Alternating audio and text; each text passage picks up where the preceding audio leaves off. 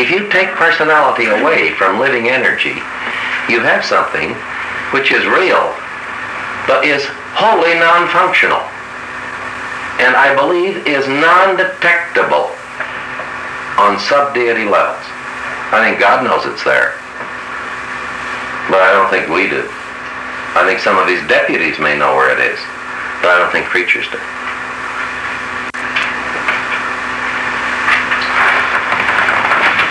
Personality is to a living energy system in a way what a color is to an object. It unifies the whole object. When it's there, it dominates. You have some subtle relationships as we get into these three energies. A spiritual being is not a personality simply by virtue of being a spiritual being. This is interesting. A spirit entity can be very real and yet be other than personal. If a spiritual being is a personality, it is because the Father has added personality to spiritual reality. And in a way, this illustrates the primacy of the Father in relation to the Son, who is the active center of spiritual reality. How does spirit relate to mind? Do you have to endow a spiritual being with mind to enable it to think? The answer is no. Spirit is minded without mind, illustrating the primacy of the Son in relation to the conjoint creator. Spirit is antecedent to mind, but not to personality. Isn't that interesting? Is a minded being essentially spiritual? The answer is no. Any more than a spiritual being is necessarily personal. I think these are interesting relationships, illustrating the functional relationships of the three deities and their primacy in relation to each other. The inhabitants, the unrevealed inhabitants of the worlds of the eternal Son are not personalities. They're created by the eternal Son. They're spiritual beings. We don't know anything about them except we know they're not personal. A thought adjuster is a spiritual reality, but not a personality, unless God chooses to personalize that thought adjuster.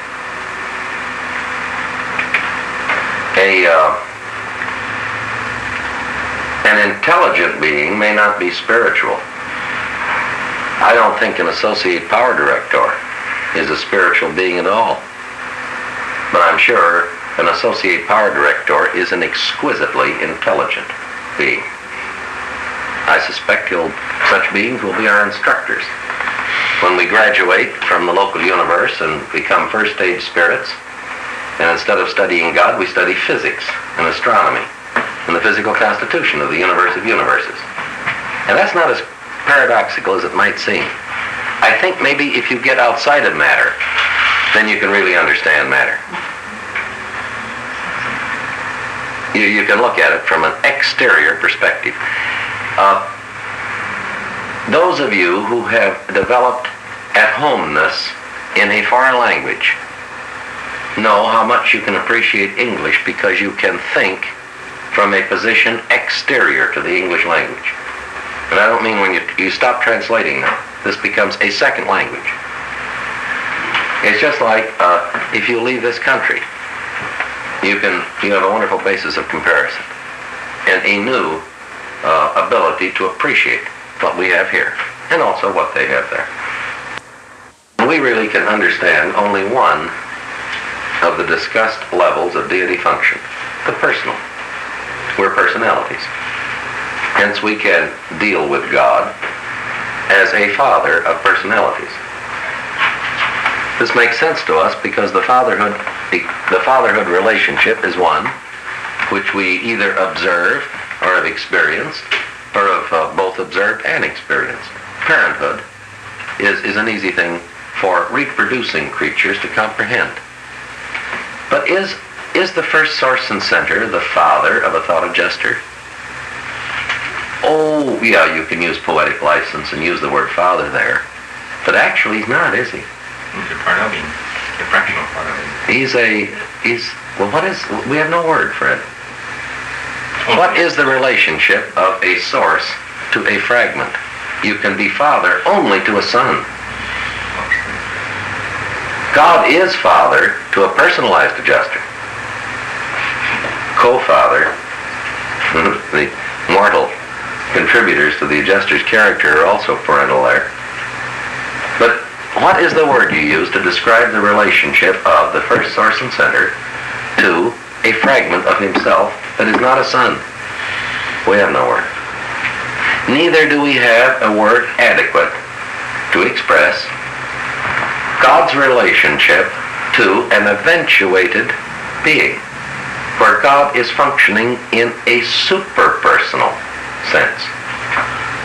What does the word superpersonal mean? Nothing. Absolutely nothing.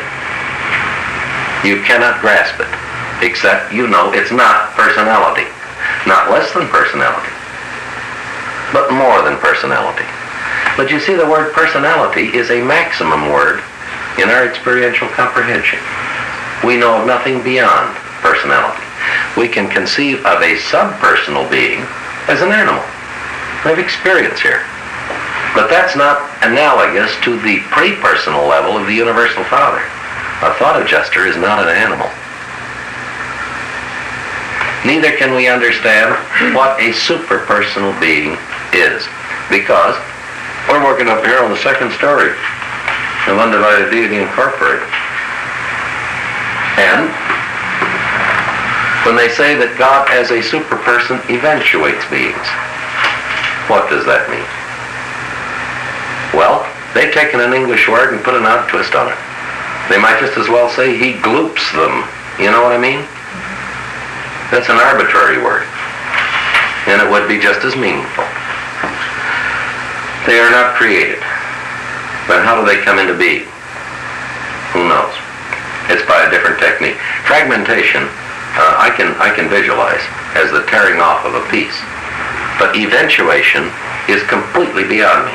I just know it's not creation. You see, we're getting into trouble as we deal with levels, and also this whole darn thing is complicated by the difference between a time reality and an eternity reality. I don't understand eternity. I just know it's not time. When they describe eternity events in these papers, they often use the present tense. And it makes just as much sense to put them in the present tense as it would the past tense. They do not say the God of action functioned when the dead vaults of space were astir. They say the God of action functions and the dead vaults of space are astir. It's no more distortion to say that this is happening in the present moment as it would be to say that it happened at any past moment in time, because it never happened in any past moment in time. I would like each one of you to visualize this assignment. For whatever reason, you have been commissioned by some bureau in the American State Department, and it is your job to go to Africa. You can have textbooks with you. You can carry quite a lot of baggage. And it is your job to go into the still remaining darker portions of Africa, and you are going to dictate a series of presentations of the American way of life to Bantu tribesmen living in the Stone Age of culture. And interpreters have been provided. Well, you don't know Bantu. Interpreters have been provided who are fluent in Bantu and who have a complete grasp of English as well. And in the course of your discussions, you have gotten to the chapter which deals with the functioning of the New York Stock Exchange in relation to American economy. And you are thinking, how do you present the relationship between common stocks, cumulative and non-cumulative preferred, debentures, secured debentures, the relationship between these liens against the earnings of a holding company and similar obligations issued by subsidiary companies, which have a prior claim to the earnings of subsidiaries, which eventually will be funneled as dividends into the holding company, and the relationship of the income tax structure to the interest and dividends ultimately received by the bondholders and stockholders of this corporation, and the relationship of all this as it pertains to the American economy in terms of the rise and fall of the price of stocks on the New York Stock Exchange. The language was good. And so you start out, and the interpreter says, sorry, in Bantu, no word for common stock. And little by little, you begin to adjust your thinking. And the chances are that what you wind up with is a description of something very much like a state fair, where produce is brought to a given spot and bartered and exchanged. And you either describe it this way or you skip the story of the New York Stock Exchange. Look, there's a tremendous gap between the verbal concepts in primitive Bantu and mid-20th century English. But you can translate from English into Bantu. It can be done. The language of Uversa is not translatable into English under any circumstances. There is no overlap. The gap between Uversa and English is tremendously greater than the gap between English and Bantu. You have to go from Uversa to the tongue of Salvington, and even then you can't translate into English. But from Salvington you can go to the tongue of Satania, and now you can translate into English. So, how many times do you suppose the interpreter said to the divine counselor, but there is no word for this in English? And little by little, the divine counselor compromised his concept, permitted his story to be attenuated. Finally, in certain places said, well, we just won't talk about this at all, because the distortion is too great. I can't convey truth at all. Fact, I'll sacrifice. But then we're fully cognizant of the difficulties of our assignment. We recognize the impossibility of fully translating the language of the concepts of divinity and eternity into the symbols of the language of the finite concepts of the mortal mind. And then they go on to say, we're very hopeful that your thought adjusters in the spirit of truth will help us in this matter. And again, I think of the archangel who, I'm sure this archangel has a high aesthetic motivation, because he was selected to write the paper on the celestial artisans. And he's talking about the affairs of the local universe, not the affairs of Orbantan or Havona. And he goes on to say, but I almost despair of being able to convey to the material mind the nature of the work of the celestial artisans. I am under the necessity of constantly perverting thought and distorting language in an effort to unfold to the mortal mind the reality of these Marancha transactions and near spirit phenomena. Not spiritual realities, Marancha realities. Your comprehension is incapable of grasping, and your language is inadequate for conveying the meaning, value, and relationship of these semi-spirit activities. And I proceed with this effort to enlighten the human mind concerning these realities with a full understanding of the utter impossibility of my being very successful in such an undertaking. I can do no more than attempt to sketch a crude parallelism between mortal material activities and the manifold functions of the celestial artisans. If the Urantia races were more advanced in art and other cultural accomplishments, then I could go that much farther in an effort to project the human mind from the things of matter to those of Morantia. Not spirit, Morantia. Every attempt on my part to explain the work of spirit embellishment would only recall to material minds your own pitiful but worthy efforts to do these things on your world of mind and matter. In regard to the harmony workers, these artists are not concerned with music, painting, or anything similar, as you might be led to surmise. Translator just said, no word in Bantu for common stock. They are occupied with the manipulation and organization of specialized forces and energies, which are present in the spirit world, but which are not recognized by mortals. Sorry, these people colorblind. No use describing red, yellow, and blue. No words in their language. This is for comparison. I would attempt to portray this unique field of spirit achievement, but I despair. There is no hope of conveying to mortal minds this field of celestial artistry. Ensembles of dancing undoubtedly represent a crude and grotesque attempt of material creatures to approach the celestial harmony of being placement and personality arrangement. The other 5 forms of Morantia melody are unrecognized by the sensory mechanisms of material bodies. Fellow Bantu tribesmen, fellow savages, fellow ignoramuses. Let's be a little charitable as we go through this. And remember that their job of describing Paradise Nirvana to us is infinitely more difficult than would be our job of describing 20th century Western civilization to a Stone Age tribe anywhere in their language. But I think we can develop some sympathy for these folks. And they got to work in English, don't they? And so they take words like eventuate and put new meanings in them.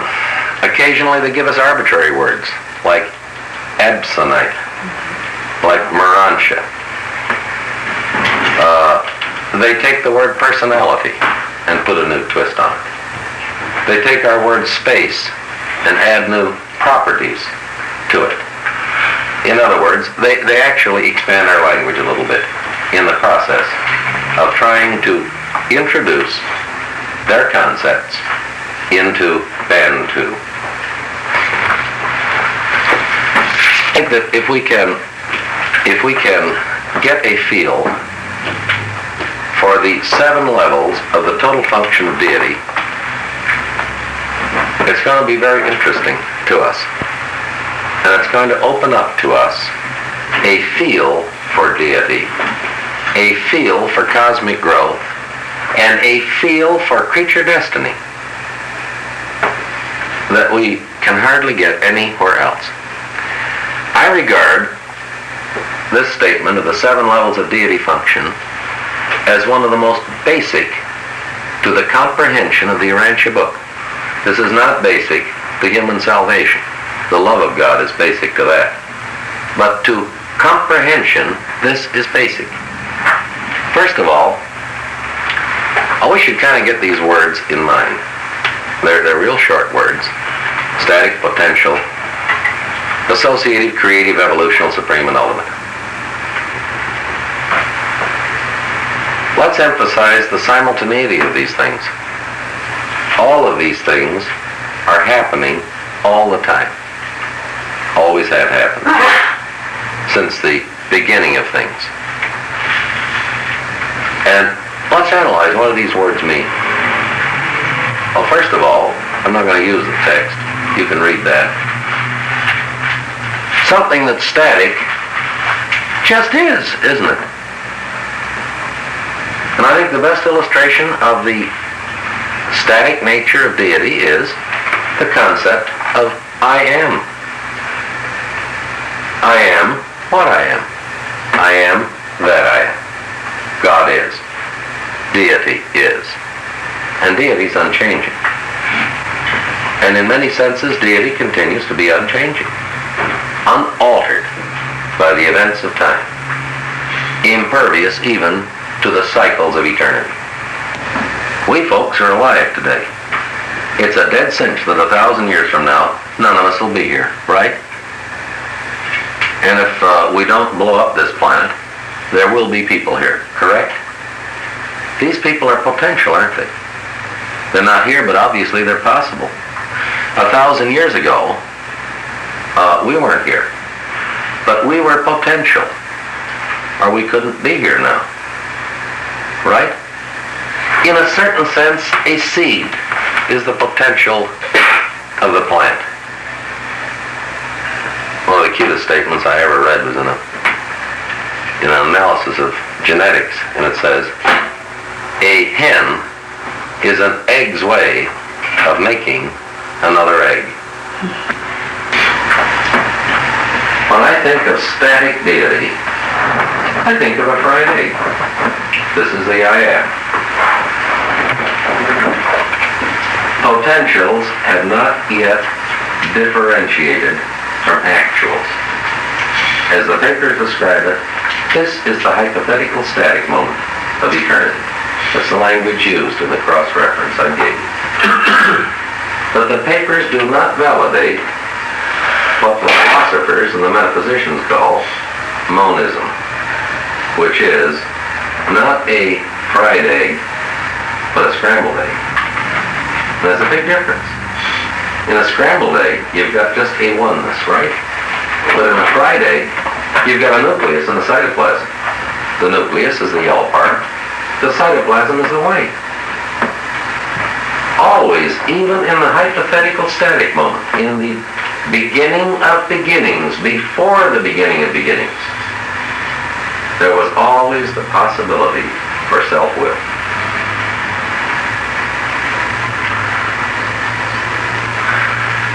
When you differentiate potentials from actuals, again, I've got to have real, childlike, simple symbols to get them. You know what happened? The yolk moved out away from the white. How many of you separated yolks and whites? The yolk moved away from the white. This is the creation, eventuation, appearance of possibility. Something could happen now. And of course, the minute the yolk moved away from the white, you don't have two realities. You have three realities. You have the white, you have the yolk, and you have the relationship between the white and the yolk. Doesn't the fried egg help? I mean, you just can't be afraid of the concept of a fried egg. That's true. Yolk moved away from the static situation. In so moving, the yolk demonstrated volition and also qualified itself. It took up a new position. The white never moved, did it? And was never qualified. Hence is unqualified. And since we are dealing with absolute realities, here I think is the genetic derivation of the term unqualified absolute. Unqualified because it's never moved. And at this point, the white became an it because the personal potentials were in the yolk. When you take the yolk away from the white, you rob it of all deity and personality qualities. Henceforth, the unqualified is it, not he. The yolk? What name shall we give the yolk? I like the term qualified absolute. It's used in the papers. Rarely. And what do we name the relationship between the white and the yolk? The papers give us the name. Universal absolute. Whose function it is to interrelate the tensions, the relationships between the qualified absolute and the unqualified absolute. And here is the beginning of the separation of deity and non-deity. The unqualified absolute is static reality minus all that is deity. The qualified absolute contains within itself the seeds of deity manifestation. Volition is inherent in the yolk. Response inherent in the white, the cytoplasm, the unqualified absolute. You know, one of the shrewdest criticisms of the book of Genesis was written by an old Zoroastrian theologian. It's in the Pahlavi texts. And this old Persian, Zoroastrian, pre-Mohammedan of course, is saying, this story of creation is for the birds. God was not alone. Because when he commanded, something happened, and this means that there was also present an obeyer of commands. How about that? And I think that's a pretty good definition of the unqualified absolute. When deity speaks with an absolute voice, the commands are obeyed by the unqualified absolute. Or, putting it this way, when total deity takes snuff, the unqualified absolute sneezes. The next stage of development is that of associative. From here on, changes are going to take place in the yolk, not in the white. The white is essentially changeless, only responsive to the yolk. What's happening here? Well, I think we are trying to put together the story of the great prison break. This is the universal Father escaping from the fetters of infinity and the limitations of absoluteness. Look, if God is all and fills all, there's no room for us, is there? There's no room for adventure. There's no room for change. If infinity is totally filled by the infinite one, then there's no room for any other one, is there? If you've got a pitcher that's full of water, can you put water in the pitcher? The answer is no. As Lao Tzu says in the Tao Te King, the great value of a vessel is its emptiness, so that it can be filled. And what God is trying to do is to produce some emptiness, so that other than God may live. At this point, the principle of God is in this yoke, the qualified absolute. And at this point, God is the absolute personality. But as the absolute personality, God suffers from awful limitations. He's everything. How does he create emptiness? And here's how he does it. And this in crude language is precisely what's described in the reference I've given you. Let's visualize God as wearing a coat. You know, fried eggs and coats and things like that. These are not frightening ideas. Let that coat symbolize the absolute personality. What happened? God took his coat off. He moved away from the absolute personality. And in so moving, he became Father of the absolute personality, who thus became the eternal Son. The universal Father is not the absolute personality. The papers are very clear on this point. The eternal Son is the absolute personality. In this transaction, God possessed himself of something new, Father personality. And if he could be Father of the absolute personality, he could be Father of any personality. And in this transaction, he escaped from the terrible limitations of absoluteness. If you will study the papers on the eternal Son, I'll give you your cross-references here. 7 Limitations of the Eternal Son. The Eternal Son cannot be Father to any being in his own name and right. The Eternal Son cannot fragment his nature. You cannot fragment personality. One of its prime properties is unity. You can't break the unity of personality. How then can the Father fragment? Because he is not only a person, he's everything else too. And as a pre-person, he can fragment. The Father can't fragment his personal nature any more than the Son can.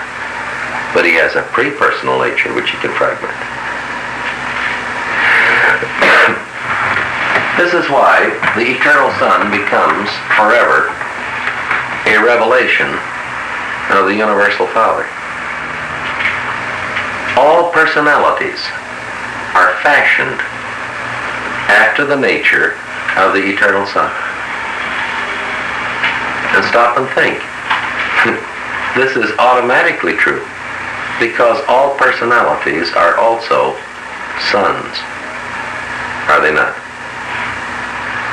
This, I think, is the derivation of the third level of total deity function. Associative.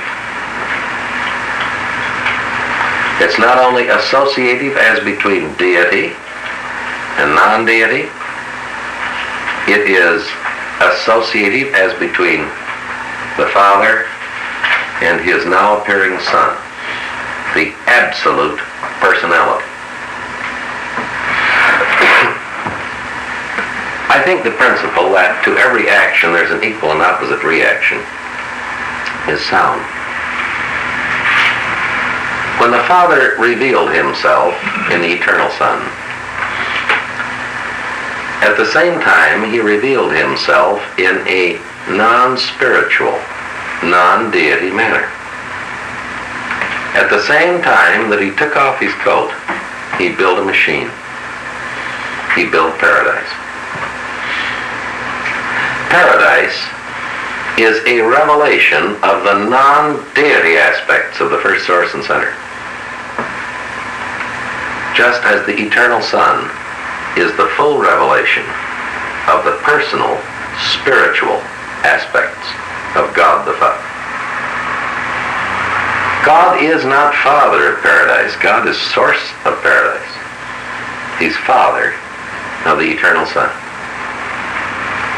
The first source and center is related to the physical universe, not by the quality of love, but by the majesty of physical law. His relationship to the personal universe is something quite different. You have this picture now. We have the Father and Son present on paradise. And they sustain a relationship to the unqualified absolute through the universal absolute.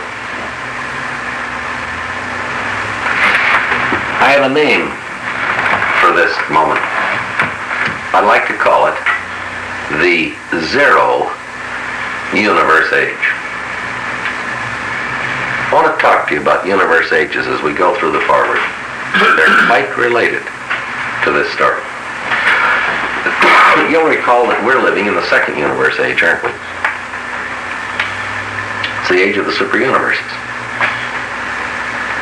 Our universe age began, I would pick as a likely date, the date of the creation of the 21 Ancients of Days.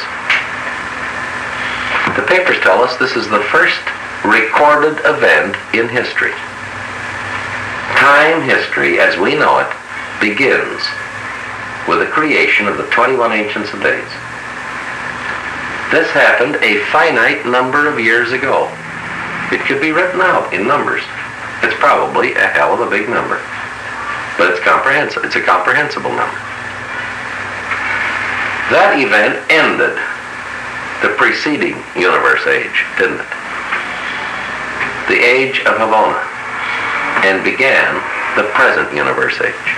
We're living in the second universe age. The age of Havona was the first universe age. What we're talking about right now is the zero universe age. Zero is not a reality, but it's a very valuable concept, isn't it?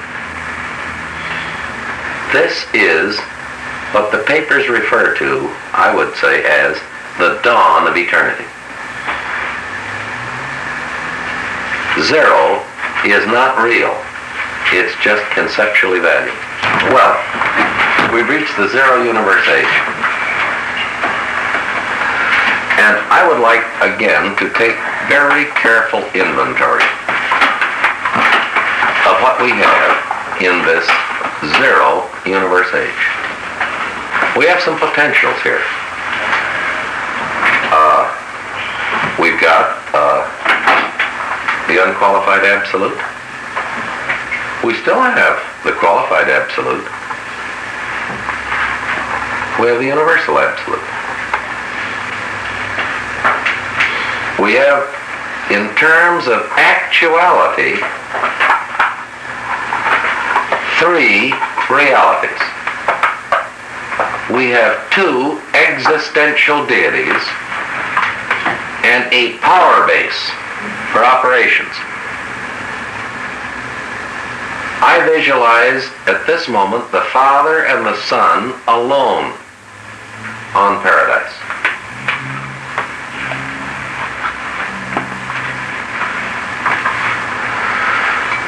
And what do? They move into the fourth level of deity function. They create. And how do they create? They engage in an act of total trinitization. And this act has the following results. One, the appearance of their deity equal. Two, the formation of the original Trinity. Three, the appearance of the central universe. And four, the potential appearance of all future material creation. You see, this is a subtle one. All of the matter of all creation has come from paradise. All of the stuff of the yet to be created nebulae of the future came from paradise. I like to consider the relationship of two actual and one theoretical universe ages, 0, 1, and 2, or the zero age, the Havona age, and the present age of the grand universe. Back in the zero age, we don't have the complete function of deity, do we? We We have the static function, we have the potential function, and we don't truly have the associative function, do we? At best, it's foreshadowed. Now, when we get our first actual universe age, the age of Havona, we have two new deity levels in operation. We have the full expression of the associative level in terms of existential deity. This is the Paradise Trinity. And we have the fourth level, the creative level. Now, does this mean that the first two levels stop functioning? The answer is no. They go right on into the age of Havona. You still have static reality, potential reality, associative deity, and creative deity. And so it is when the age of Havona gives way to the age of the grand universe, or the seven super-universes as dependent on Havona. This is the second universe age. This is the age in which we're now living. The first four levels of the function of total deity continue, and we add a fifth. And the fifth level of deity function is evolutional. What's the difference between creative and evolutional? Time. Plus creature participation. Is a Havona native a partner with deity in determining his status as a Havona native? No. No. He is what he is because the gods made him that way, right? A mortal ascender, however, is an increasingly conscious partner with God in the evolution of his status as a finaliter, right?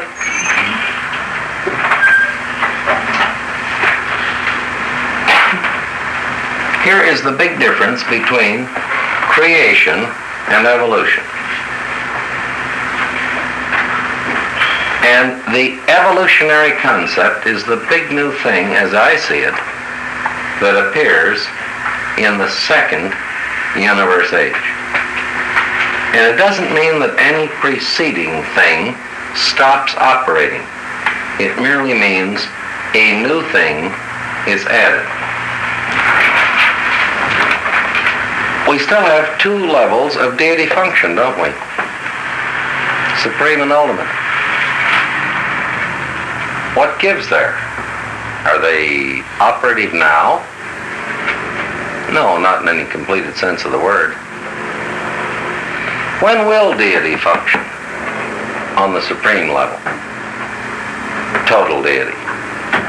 Well, existentially, the Paradise Trinity of supremacy is functioning, but it isn't functioning in that way in an experiential sense, is it? Because the Supreme Being has yet to evolve.